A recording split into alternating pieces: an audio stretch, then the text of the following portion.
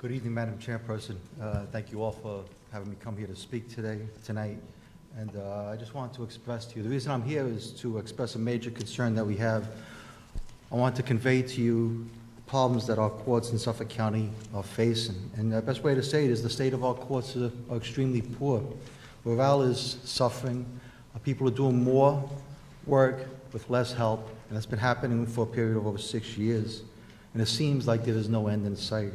The budget cuts from several years ago have really disabled our court system. The hard-working members of our union, the very heart and soul of the court system, are working with lack of appreciation, lack of help, and any sense of hope. Staffing levels have been so diminished that our courts are no longer operated in the manner that they should be, and public safety is deteriorating as a result. We are in crisis, and it seems as though we are spinning out of control. One of the major concerns in our courts is security. As the previous speaker spoke of, this court officer staffing in courtrooms. In district court, we currently are using one court officer in a courtroom. It's unconscionable that that is happening in a criminal courtroom, one court officer. And what surprises me is that, God forbid something happens. In the sense of saving money, in the sense of not spending a little bit more, we're waiting for something to happen. Are we waiting for the next headline? Are we waiting for the next mass shooting because we didn't have enough money to put more court officers in a courtroom?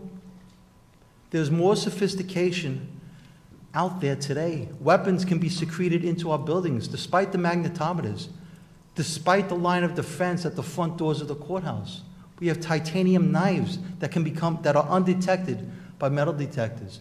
We have guns made out of plastic that can come into our courthouse and be used. There were speakers earlier today that spoke of the criminal activity in prisons. Well, there's no doubt that there's criminal activity happening in our courts every single day. And it seems like the administration just wants to ignore the problem. It's time that we wake up. We don't need another situation like San Bernardino. We don't need another situation like what happened in Paris. Unfortunately, the sense is, it's not going to happen here. It's not going to happen here. But what if it does? What are we going to do? We need more money to hire more staff. We need more money to hire more court officers. That would solve so many of the problems. Judge Marks spoke earlier about the shortage. And he spoke to us, and he said there's a class coming in February 29th, 150 brand new court officers. That will help with the staffing problems. Well, you know what? They're coming out in June, and Suffolk County has been promised to get maybe 15 out of those 150. The problem is that by June, we're going to lose 15 officers. So that 15 officer gain will not even help us. The hiring is not moving fast enough. The retirements are going quicker and quicker. We are losing staff. The courts are definitely not safe. And unfortunately, the judges in our courts are under the misconception that they are safe with just one court officer because they're being misinformed by superior officers. Misinformed. God forbid something happens, and I hope it never does. In the meantime, the courts throughout New York, and especially in Suffolk County, are foundering. Our back office staff is working exhaustively without any help. We have boxes and boxes of files in our records room, off on the floors, on the tables, just waiting to be filed or waiting to be worked on. Our foreclosure parts in Riverhead. I was out there 2 weeks ago. There were motions for summary judgment on those foreclosures dating back to 2011 and 2012. Not even touched. They're sitting on windowsills in the courthouse on Griffin Avenue in Riverhead. We're supposed to be public servants, and it seems that we're more and more public disservice. We're not doing anything to help the public anymore. It's about just getting by. What can we do to save money? What can we do to get to a calendar? If we want to bring a prisoner up from the cell block to come to a courtroom, we have to wait until other courtrooms close before we can properly staff a team to bring prisoners up to a courtroom. Sometimes attorneys, Assemblyman Algraff spoke early. He said he waited 3, 4, 5 hours sometimes for a prisoner. Ultimately, they get frustrated because they have cases in other parts or cases in other jurisdictions that they have to handle. Inevitably, they waive their client's appearance. So now this poor defendant, transported 33 miles from the Riverhead Jail, sits in a holding cell in Central Islip, waiting for his case to come up so that he can be brought to the courtroom. And it doesn't happen. It doesn't happen. Talk about a waste of resources. What did it cost to bring that defendant from the Riverhead Jail to the Central Islip Courthouse? What did it cost? We're talking about saving money, and we're wasting money left and right. We're wasting it. But nobody looks at that. The judiciary budget talks about civil legal services, which is a great thing. We don't think it's bad, but we don't think it should come from our budget. We think it should come from the executive branch budget. It just doesn't seem right that the judiciary is paying for attorneys that have to argue before them. It just gives that sense of impropriety. It doesn't mean that there is, but it just gives that sense that there's something amiss. It doesn't seem right. And again, we advocate for it. We think these people need help when they're dealing with their civil issues. They're poor people. But we think it should be paid by somebody else. I urge you to pass the budget that was submitted by the Office of Court Administration. I urge you to pass it because we need the funding so that we can hire people, so that we can staff our courts, so that we can make sure that our courts are safe. We had a gang fight outside the court building. We have court officers, trained peace officers, with the ability to arrest. They carry firearms. They couldn't even go outside to attend to the problem. They had to call local police. A problem that could have been taken care of right then and there. It took 10 minutes for police to arrive. What did that delay cause? Did anybody get hurt? Who knows? Could anybody have gotten hurt? Who knows? The money has to be spent properly. I implore you to pass the budget, pass more, so that everything could be paid for. Everything could be paid for, because we've been neglected far too long. Thank you. Thank you very much, President Dobbins, for that testimony. And as I said previously, we're very concerned about the condition in our courts right now. And it's very helpful for you and all the people from the court system who have been here tonight to hear firsthand your testimony in real-life cases and how that affects the people of New York State. So we appreciate what all the people who work in the courts do every single day. It sounds like a very difficult job, and we truly appreciate you staying so late tonight. Thank you, Senator. Thank you. Thank you. Thank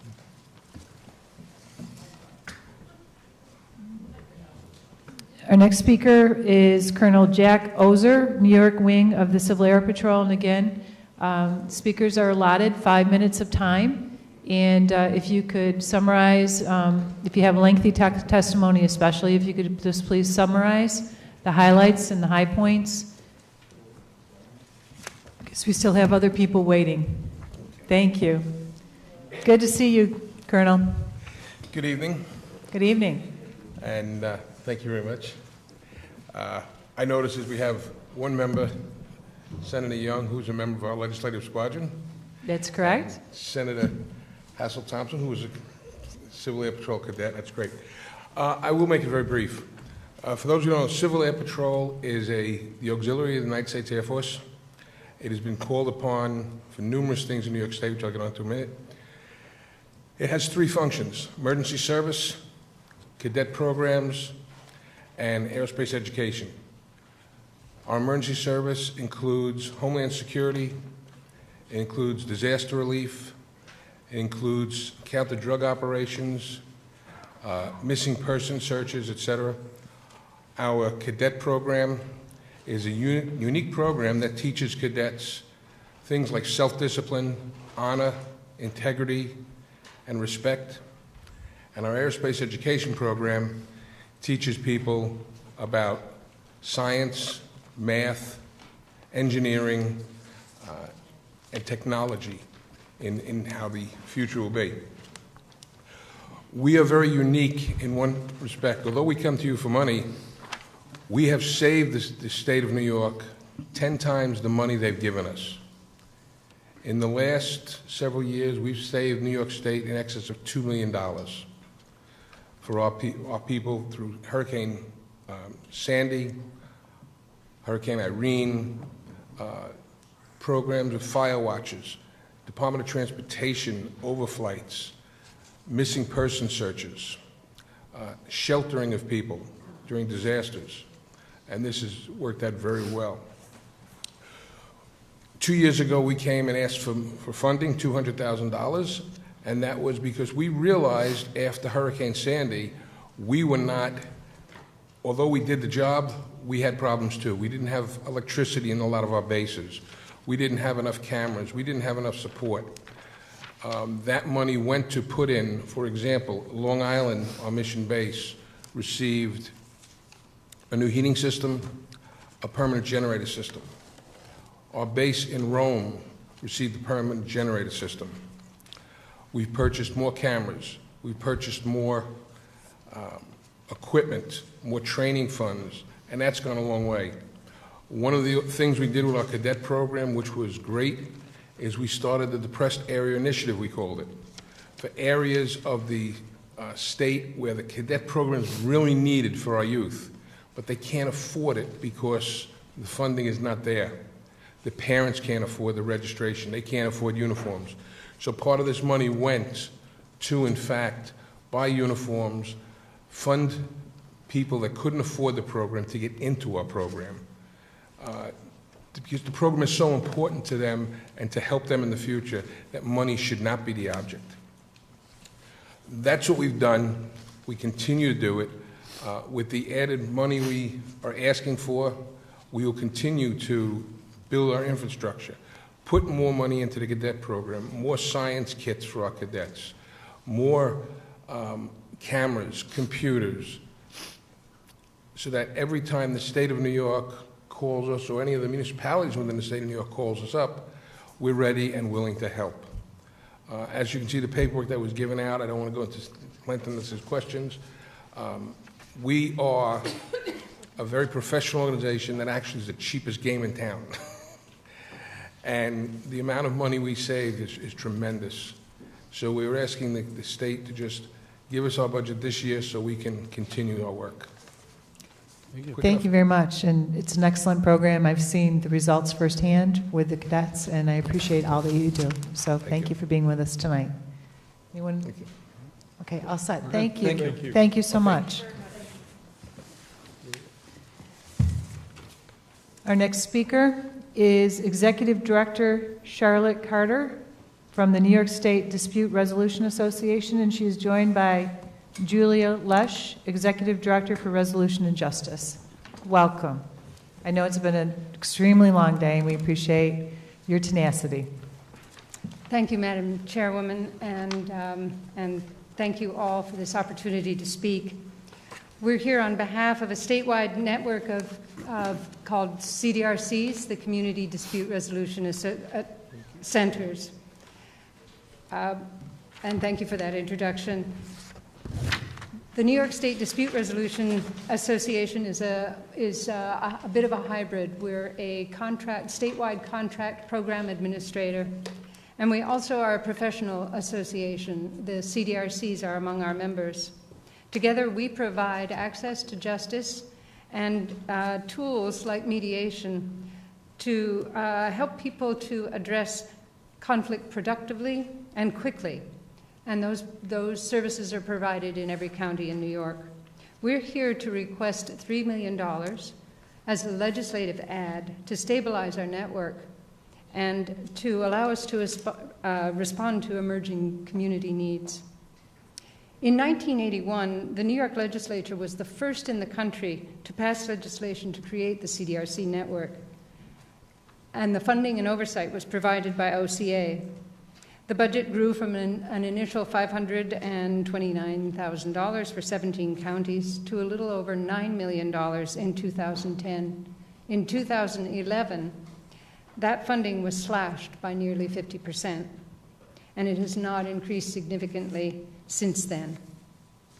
Despite the dramatically reduced funding, the CDRCs have continued to provide free or low-cost mediation and conflict resolution services to your constituents. They help ensure that people do not lose their homes, their jobs, or basic human services. Mediation solves disputes between neighbors, family members, business owners, and customers, and they're resolved often before those disputes escalate to require intervention by police or the court system. In addition to this low-cost, high-yield conflict management process, there's a very high compliance rate. Also, 92% of the participants are very satisfied with their mediation. Everyone benefits from the restoration of important personal and business relationships. Last year, the network served over 70,000 individuals and handled over 28,000 cases. Mediation saves the state and the court system money and resources. From start to finish, the average mediation costs $336, which is far less than court costs for even minor criminal or civil matters. CDRCs match state funding dollar for dollar. They use professionally trained community volunteers to mediate cases, with donated time valued at over $2.3 million annually. Over 75% of mediations conclude with a written agreement, usually within a few weeks of the initial intake. The CDRC offers access to efficient and effective justice for all New Yorkers, especially for our most vulnerable populations. The demand for the work mentioned by Charlotte continues to grow, but so do the costs of providing services. My CDRC covers Allegheny, Cattaraugus, Chautauqua, Erie, Genesee, Niagara, Orleans, and Wyoming counties, and yet we have only 6 staff providing services across this vast 8-county region, in which one of my offices can be nearly 2 hours from the other.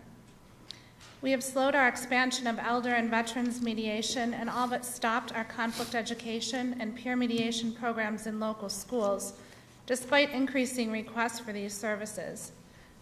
My story is not unique. Each of you here today has a CDRC in your community with a similar story of unfortunate realities and difficult choices about who to serve and who must wait for mediation and other services. Given the many ways in which CDRC services benefit communities beyond the court system, we come to ask you to help diversify and stabilize our base funding. We have been meeting with legislatures in district and here in Albany, and we're pleased that we've had a great response on the ground. The $3 million legislative ad will make it possible for the CDRC network to continue to provide responsive, effective, and accessible dispute resolution services to all of your constituents. Thank you. Thank you very much. And thank you for covering such a wide territory. Appreciate it. But we appreciate you being here tonight and staying so long, and your testimony is very helpful. So thank you. Thank you. Thank you. Thank you. Our next speaker is Connie Neal, Executive Director of the New York State Coalition Against Domestic Violence. Thank you for being here.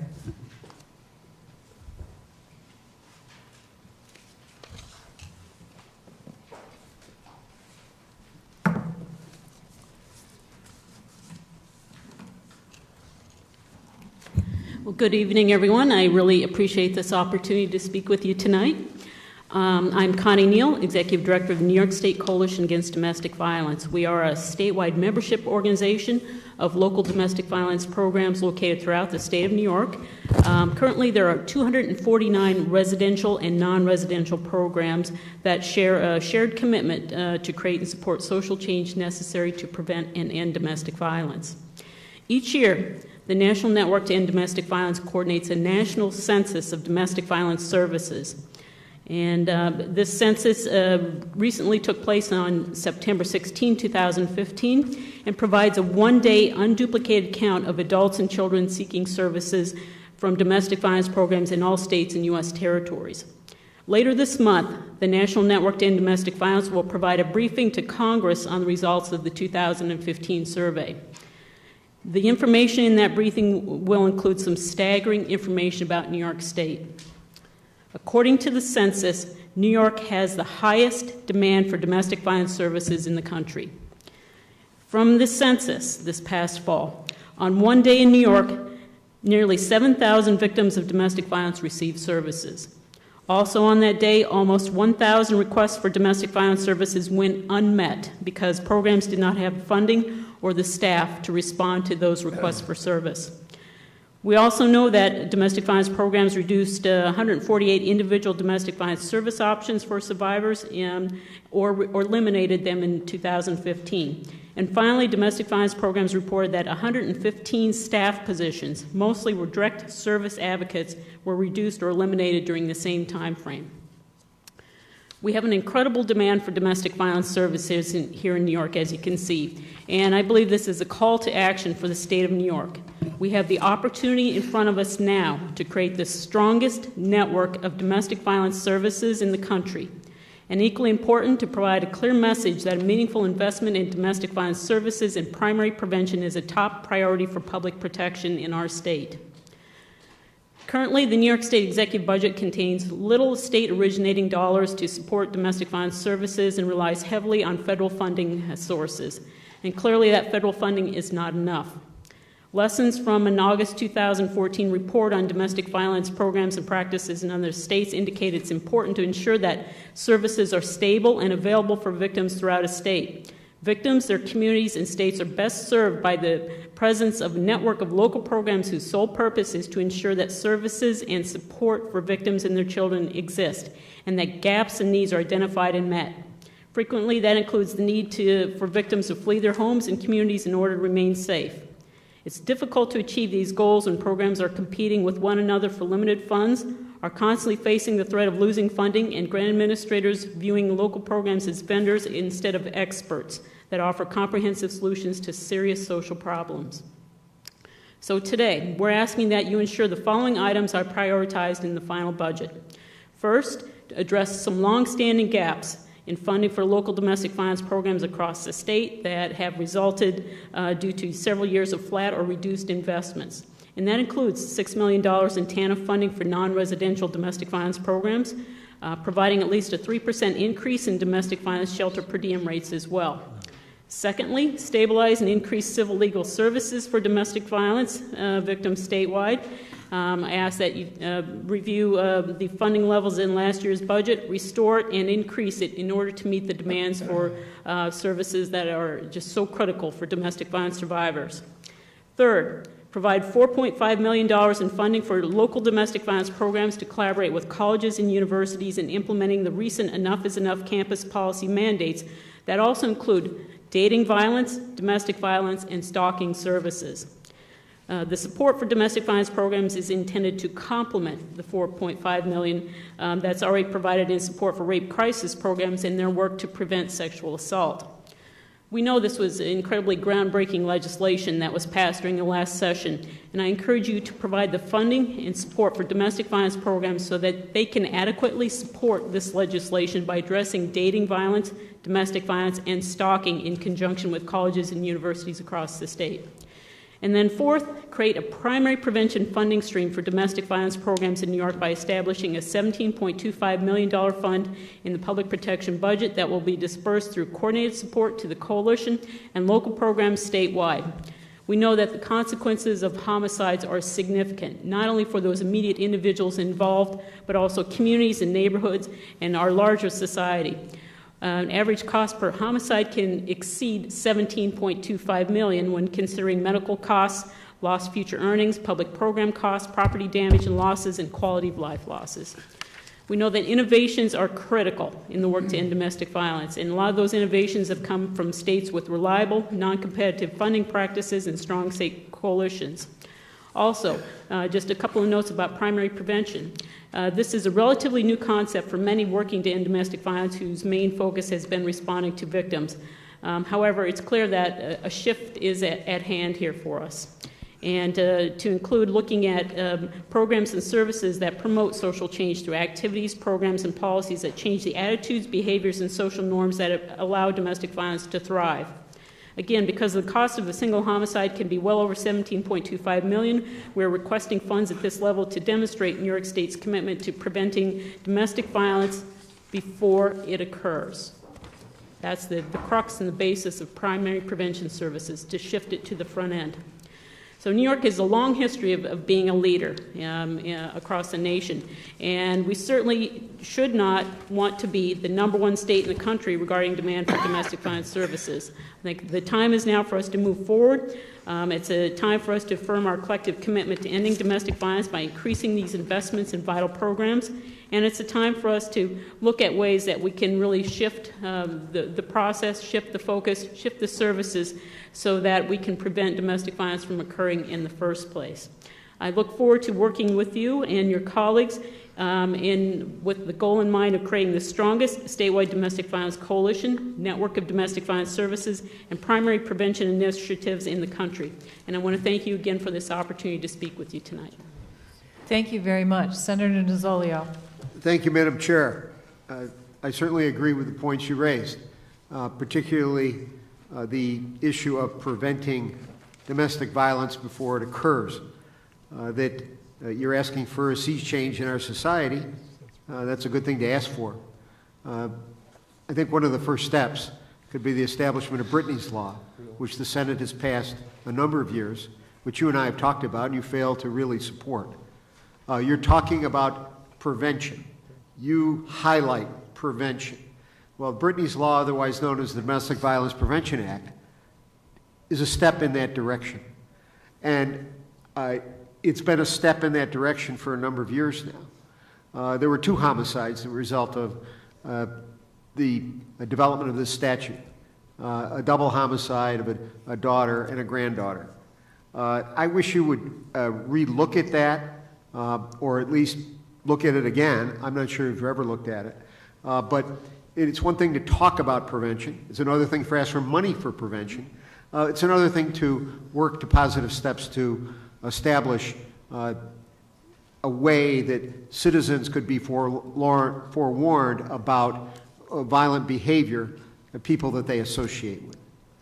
I believe you know what I'm talking about. I would hope that you would put your action where your comments are, and that, in fact, support this measure. Thank you. Yeah, thank you very much. Thank you. Anyone else? We're good. Thank you for being here tonight. Thank you. Appreciate it. Thank you, Senator. Our next speaker is Executive Director Sophia Elijah, Correctional Association of New York.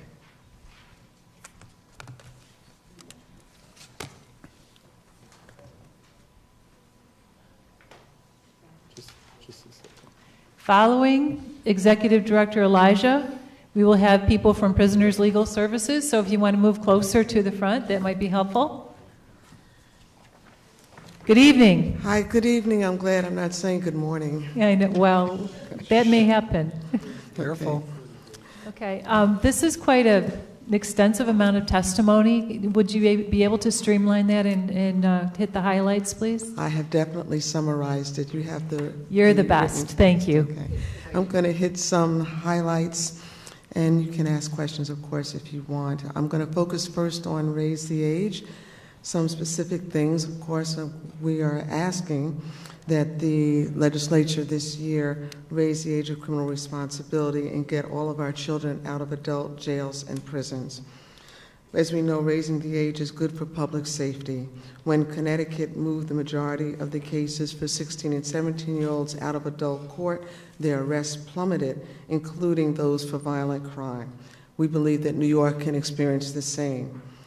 Children prosecuted as adults can carry permanent criminal records, forever impacting their ability to obtain stable housing, employment, and education, each of which are key to successful community reentry. And all of these harms are disproportionately experienced by Black and Latino children. So we ask that you support 7 key elements. First, raise the age overall for all offenses for juveniles to age 18. Raise the lower age of juvenile delinquency from age 7 to 12. Ensure that no youth are held in adult jails or prisons, but are instead placed in youth facilities, and create youth facilities that utilize evidence-based therapeutic youth development models in small residential settings that have been proven to be most effective. Originate as many cases of 16 and 17-year-olds in family court as possible, and create youth parts in the adult court system for the remaining cases. Ensure parental notification upon the arrest of any 16 or 17-year-old, and ensure that all youth under 18 are interviewed using best practices.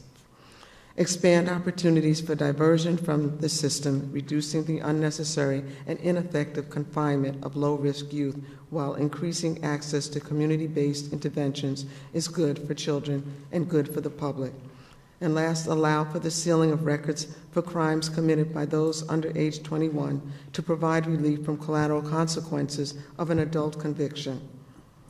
Now I want to focus just briefly on another very central issue for the Correctional Association, and that is the issue of violence and abuse in our prisons. And specifically, we're talking about the violence and abuse that is experienced by the people who are incarcerated at the hands of people who are public employees paid with our tax dollars, to wit, correctional officers. As most of you know, there's been quite a bit in the media over the past 12 months about violence and abuse and the beating to death of people who are incarcerated by corrections officers.